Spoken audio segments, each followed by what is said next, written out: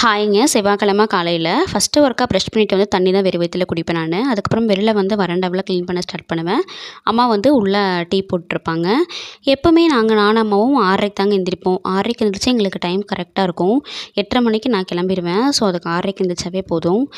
சிம்பிளா கோலம் போட்டேங்க. அதுக்கப்புறம் செடிக்கெலாம் கொஞ்சம் தண்ணி ஊற்றிட்டு நான் உள்ளே வந்துட்டேன். அம்மா டீ போட்டிருந்தாங்க. வெளியிலேயே உட்காந்து நம்ம ஏரியாவில் மயில்லாம் அதிகமாக இருக்குங்களா, ஸோ அங்கே மயில் சவுண்ட் நல்லாவே கேட்கும். அதெல்லாம் பார்த்துட்டு கேட்டுட்டு நான் டீ குடிச்சிட்ருப்பேன். உள்ளே வந்து கொள்ளு பருப்பு மாவு வேக வச்சுருந்தாங்க. அதை வந்து விசில் அடங்கணும்னு சொல்லிட்டு ஃபேன் போட்டு வச்சுட்டேன்.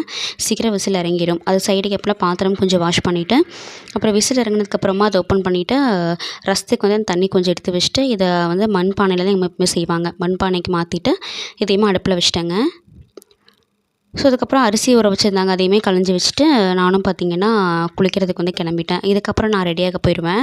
அம்மா வந்து இதுக்கப்புறம் பண்ணக்கூடிய குக்கிங் ஒர்க்கெல்லாம் பார்த்துக்குவாங்க. ஸோ நான் ரெடி ஆகிட்டு வந்து லஞ்ச் எடுத்துகிட்டு கிளம்பிட்டேன்.